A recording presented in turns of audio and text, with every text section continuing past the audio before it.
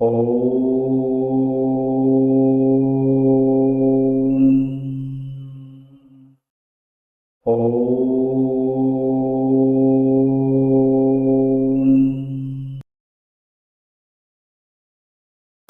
दर्शकों, नमस्कार। मैं एस्ट्रोलॉजर नारायण आप सभी का मेरे चैनल पर स्वागत करता हूं। तो दर्शकों, सीखने की इस कड़ी में आज नेक्स्ट बात करते हैं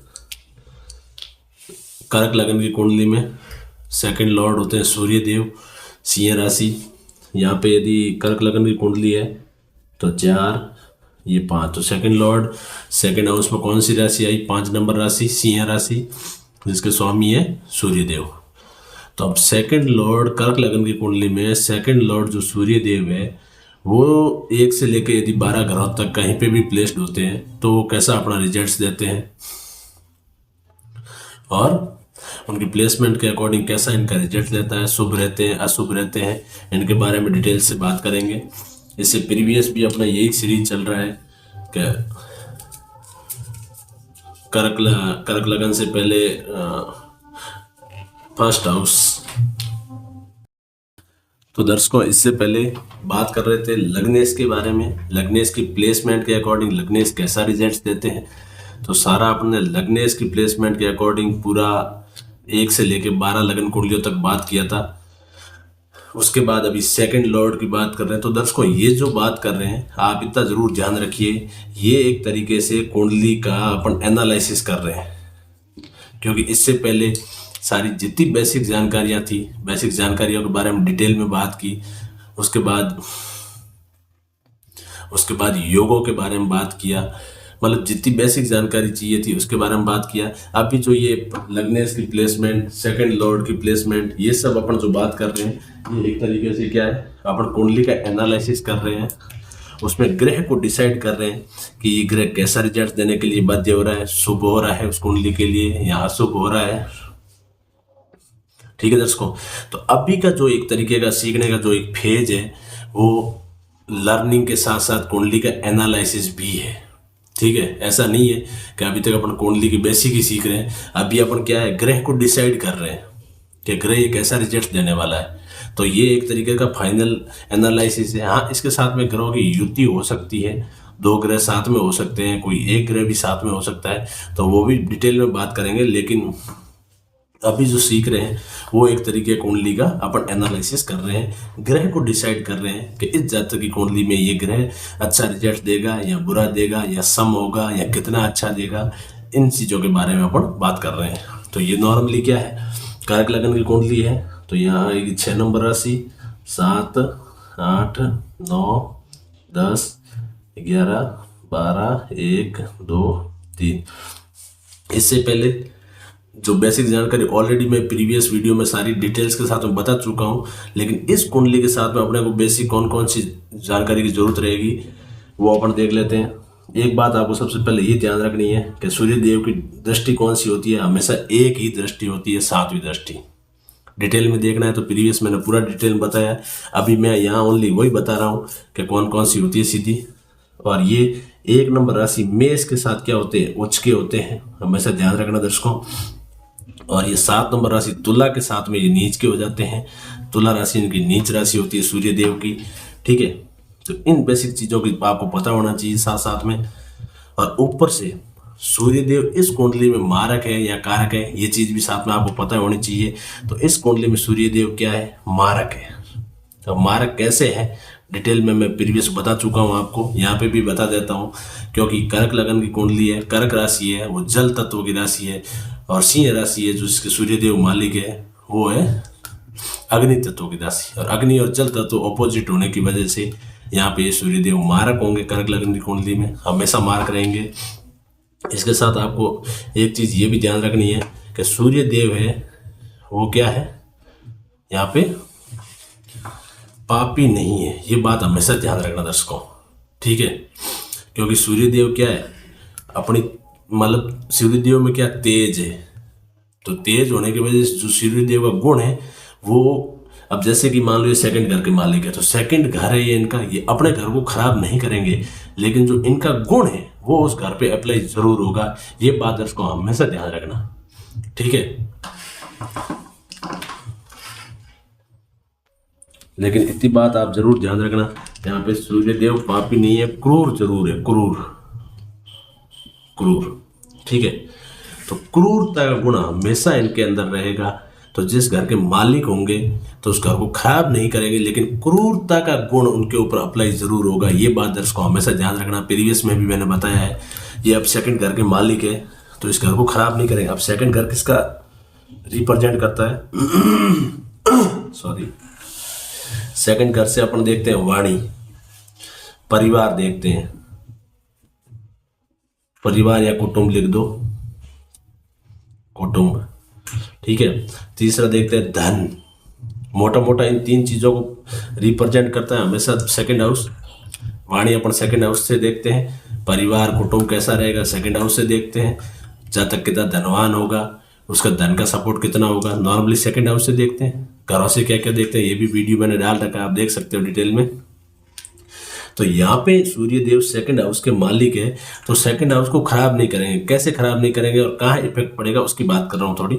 तो यह परिवार कुटुंब है, तो परिवार कुटुंब का हमेशा सपोर्ट रहेगा, अच्छा परिवार कुटुंब रहेगा जातक का, धन की कभी कमी नहीं आएगी, ठीक है। क्योंकि इसके मालिक सूर्यदेव है, खुद की स्व राशि बैठे हैं, ओम साइन के बैठे हैं, धन की कमी नहीं। लेकिन वाणी है ना, तो सूर्यदेव में क्रूरता का गुण है, तो वाणी क्या होगी, उग्र होगी।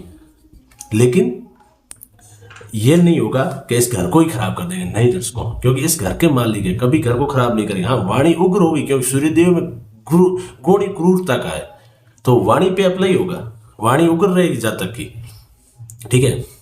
मुंह पे सही बोलने की बात कर देगा, तो हमेशा सही बात किसी को सही लगती नहीं है, तो वो क्या होगा, हमेशा वाणी उसकी उग्र टाइप की रहेगी। परिवार का हमेशा सपोर्ट रहेगा, कुटुंब अच्छा होगा, धन अच्छा होगा, ठीक है।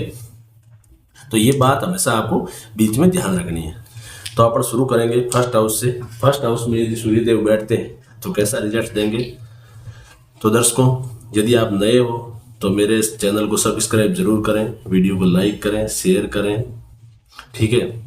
आपके साथ में जो भी ऑथेंटिक चीज़ होगी, ऑथेंटिक नॉलेज होगा, वो शेयर करूंगा। इससे पहले आपसे गुजारिश भी है कि कभी भी आप किसी का कुंडली का एनालिसिस करते हैं तो हमेशा बारीकी में एक एक चीज़ का आप एनालिसिस करें। कभी भी हमेशा एक बात ध्यान रखना कि आप एक्यूरेट एनालिसिस नहीं कर पाते हैं तो कभी भी किसी को डिसाइड ना करें कि ये ग्रह आपके लिए अच्छा है या ये खराब है। हमेशा सही से यदि एनालिसिस कर पा रहे हो तो ज़रूर करिए, नहीं तो अभी नॉर्मली आप किसी ग्रह को आप उल्टा बता देते हैं और वो जातक की लाइफ में सही होता है। तो लोगों का हमेशा दर्शकों बार बार बोलता हूँ, इस विद्या से लोगों का भरोसा उठता है और लोग इस विद्या को मानते ही नहीं है।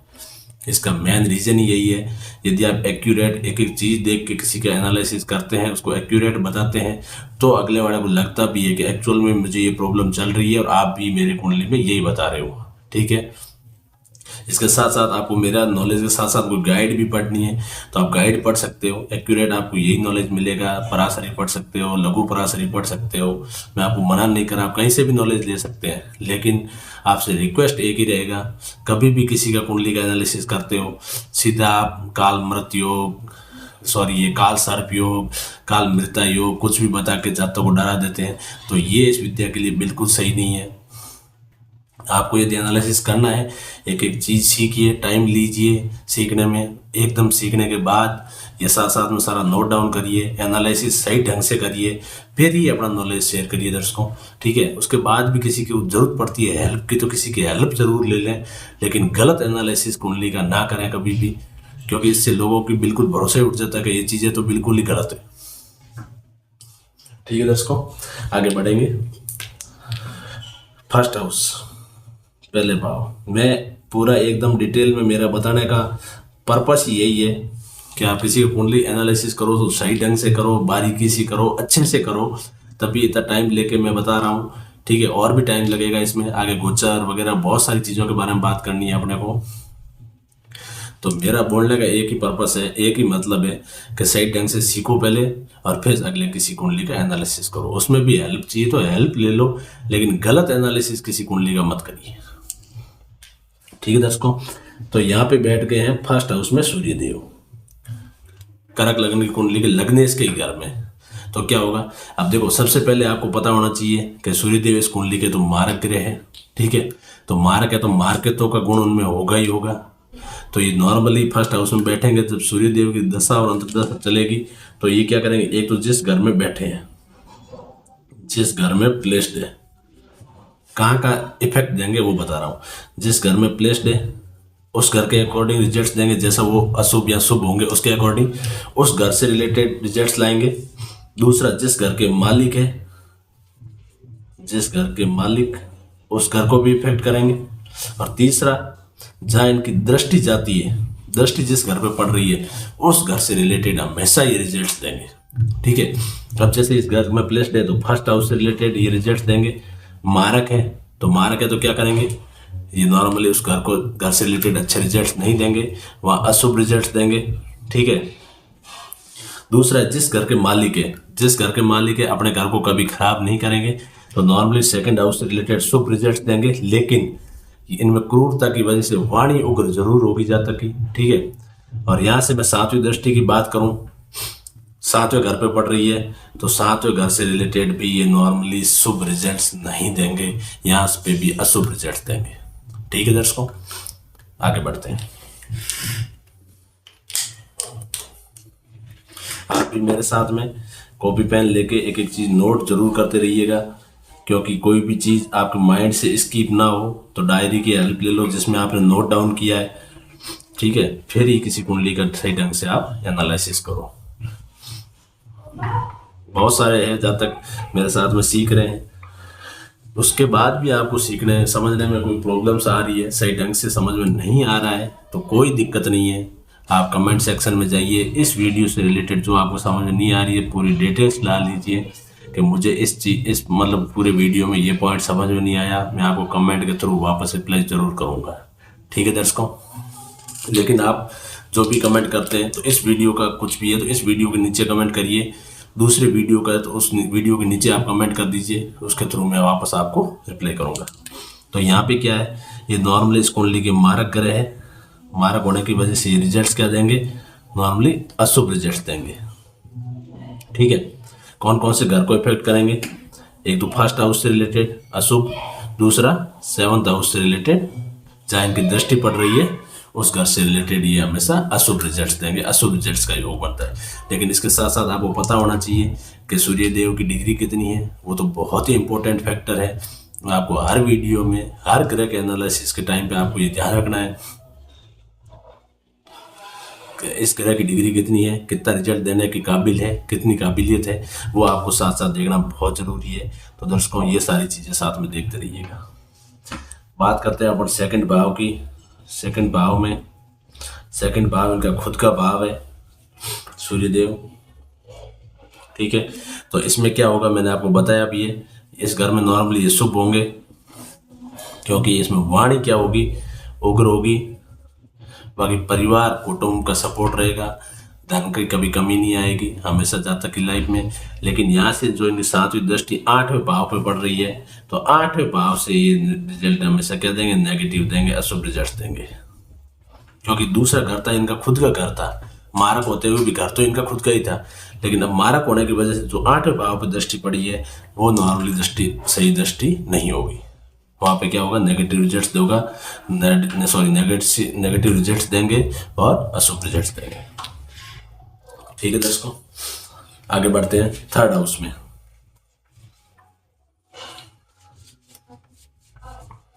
थर्ड हाउस में बैठेंगे तो कैसा रिजल्ट देंगे, ऐसा करते करते 12वें हाउस तक लेके चलते हैं, देखते हैं कौन से घर में कैसा रिजल्ट देंगे, कहीं उच्च के होंगे कहीं नीच के होंगे, ठीक है। तो थर्ड भाव में तीसरे हाउस में यहाँ बैठ गए सूर्यदेव तीसरे भाव में। तीसरे भाव में बैठेंगे तो अभी ये मार्केटों का गुण है, 6 नंबर राशि के साथ बैठे हैं। 6 नंबर इनका उच्च नीच का ताल्लुक नहीं है दर्शकों, इनका 7 नंबर नीच राशि जरूर है लेकिन 6 नंबर राशि के साथ इनका कोई रिलेशन नहीं है। तो यहाँ मारक होने की वजह से यहाँ क्या करेंगे, जब तक अब देखो थर्ड हाउस किसका है, मेहनत का घर है, पराक्रम का घर है, तो जरूरत से ज़्यादा मेहनत बढ़ाएंगे, ठीक है। भाई बहन का घर है तो छोटे भाई बहन का घर है तो उससे रिलेटेड भी प्रॉब्लम्स रहने के योग बनते हैं। तो यहाँ पे भी ये क्या होंगे, अशुभ होंगे और ज़रूरत से ज़्यादा जातक की लाइफ में भागदौड़ बढ़ जाएगी। अशुभ होंगे एक तो तीसरे भाव से संबंधित, एंड जो इनकी सातवीं दृष्टि जाती है 9वें भाव पे, तो 9वें भाव से रिलेटेड भी ये हमेशा अच्छा रिजल्ट्स नहीं देंगे। पिता से भी प्रॉब्लम्स रहने के योग बनते हैं। 7 डिग्री जरूर देख लीजिएगा, ठीक है। बात करते हैं फोर्थ हाउस, फोर्थ भाव में। अब देखो फोर्थ भाव में 7 नंबर राशि के साथ में आए हैं, तो क्या हो गए, नीच के हो गए। 7 नंबर राशि इनकी नीच की है, अब नीच के भी हो गए और मारक भी है, तो ये तो ज़्यादा ही अशुभ हो गए। तो ये क्या है, यहाँ पे भी अशुभ हो गए। अशुभ होने की वजह से फोर्थ हाउस से रिलेटेड हमेशा अशुभ रिजल्ट्स देंगे। माता से भी रिश्ते में प्रॉब्लम्स होने के योग बनते हैं, और सारी सुख सुविधाओं में भी ये नॉर्मली अशुभ योग है, तो यहाँ पे भी प्रॉब्लम्स के योग बनते हैं। यहाँ से दृष्टि की बात करूँ मैं, 7वीं दृष्टि, तो एक तो चौथे भाव की बात करी, 7वीं दृष्टि पड़ रही है 10th हाउस पे, तो 10वें भाव प्रोफेशन का भाव है, कामकाज का भाव है, तो उस भाव से रिलेटेड भी प्रॉब्लम्स के योग बनते हैं, ठीक है दर्शकों। नेक्स्ट बात करते हैं 5वें भाव में। 5वें भाव में 8 नंबर राशि के साथ में आए हैं सूर्यदेव इसमें, तो 5वें भाव में सूर्यदेव, इनकी 8 नंबर राशि के साथ में उच्च नीच का रिलेशन नहीं है, लेकिन ये मारक होने की वजह से क्या करेंगे, उस घर में मार के तो दिखाएंगे। लेकिन दर्शकों जो 5वां भाव है वो संतान का भाव है, ये बात साथ साथ में आप ध्यान रखना, संतान का भाव है, तो संतान पे इफेक्ट पड़ेगा। अब सूर्यदेव कैसे ग्रह है, मेल ग्रह, ये भी मैं पहले प्रीवियस में बता चुका हूँ, बेफिक्र रहिए, वीडियो है पीछे बैक साइड में। तो ये क्या है, मेल ग्रह है, तो संतान में ये पुत्र प्राप्ति का योग जरूर बनाएंगे, पुत्र प्राप्ति, क्योंकि संतान के घर में आके बैठे कौन है, सूर्यदेव बैठे हैं, तो पुत्र प्राप्ति का योग जरूर बनाएंगे। लेकिन बाकी जो भी 5वें भाव से रिलेटेड जो रिजल्ट्स होंगे वो नेगेटिव रिजल्ट्स होंगे, ठीक है। लव रोमांस का घर है, तो लव रोमांस में भी प्रॉब्लम्स आने के योग बनते हैं इसमें, ठीक है दर्शकों। तो यहाँ पे भी नॉर्मली क्या होंगे, अशुभ होंगे 5वें भाव से संबंधित।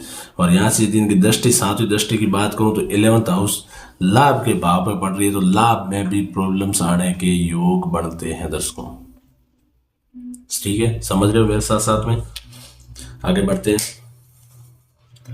बात करते हैं 6th हाउस की। 6th हाउस में कौन सी राशि आई है, 9 नंबर राशि। अब 9 नंबर राशि का इनके साथ में उच्च नीच का रिलेशन नहीं है, फिर अब देखते हैं 9 नंबर में कैसा रिजल्ट देंगे। अब 9 नंबर राशि आई है 6th हाउस में, तो 6th हाउस नॉर्मली क्या है, त्रिक स्थान है 6th भाव में। तो यहाँ पे क्या हुआ, एक तो त्रिक स्थान है, छठा भाव। त्रिक स्थान किसको बोलते हैं, जो नॉर्मली अच्छा स्थान भाव नहीं है, और ऊपर से क्या है, ये इस कुंडली के मारक है। तो त्रिक स्थान और मारक दोनों होने की वजह से यहाँ पे भी रिजल्ट इनका कैसा रहेगा, अशुभ रहेगा। ये बात इसको हमेशा ध्यान रखना, यहाँ पे भी ये अशुभ रिजल्ट देंगे। और बात करूं मैं रिजल्ट्स की, तो एक तो छठे भाव से संबंधित नेगेटिव रिजल्ट्स देंगे, इसमें बैठ गए हैं। और यहाँ से दृष्टि पड़ेगी 12th हाउस से, तो 12th हाउस से संबंधित भी ये नेगेटिव रिजल्ट्स देंगे। 12th हाउस से व्यय का घर है, वो भी त्रिक स्थान है, तो व्यय में बढ़ोतरी होगी। अस्पताल के खर्चे का घर है, तो उसमें भी दिक्कत आ सकती है। और विदेश में सेटलमेंट का घर है, तो उसमें भी प्रॉब्लम्स आने के योग बनते हैं। तो दर्शकों नॉर्मली इन दोनों घरों से रिलेटेड ही हमेशा क्या करेंगे, अशुभ रिजल्ट देंगे, ठीक है दर्शकों। तो ये था 1 से लेके 6 घरों तक की प्लेसमेंट होती है यदि सेकंड लॉर्ड की, तो कैसा रिजल्ट देंगे उसके बारे में डिटेल्स में। अब नेक्स्ट वीडियो में बात करेंगे 7वें हाउस से लेके 12th हाउस तक ये प्लेस्ड होते हैं, तो कैसा नॉर्मली रिजल्ट देंगे। इसके साथ साथ इस वीडियो में अपने को एक और प्लस पॉइंट सीखने को क्या मिला, कि कोई भी कुंडली का यदि मारक ग्रह है वो यदि अलग अलग ग्राउंड प्लेस्ड होता है तो कैसा रिजल्ट देता है, उसकी भी साथ में एक्सप्लेन हो रहा है, क्योंकि ये क्या है, मारक है, और प्लस ये सेकंड लॉर्ड भी है, सेकंड लॉर्ड की भी साथ साथ में बात हो रही है। तो दर्शकों एंजॉय करिए, सीखते रहिए। आगे इससे आगे सारा सेकंड लॉर्ड के बारे में बात करने के बाद अपन गोचर वगैरह उसकी तरफ भी जाएंगे, तो धीरे धीरे सारी डिटेल्स में बात करेंगे। बेफिक्र रहिए, सीखते रहिए, थोड़ा टाइम लीजिए, कोई दिक्कत नहीं है, लेकिन जो भी सीख रहे हो एक एक चीज़ सीखिए, एक एक चीज़ छोड़िए मत, बेसिक सारी जानकारी लीजिए। उसके बाद इस किसी की कुंडली, चाहे आप अपनी खुद की कुंडली का एनालिसिस कर रहे हैं या किसी औरों की कर रहे हैं, तो बढ़िया से सही ढंग से एनालिसिस जरूर करिएगा दर्शकों। तो दर्शकों, आज की वीडियो में इतना ही।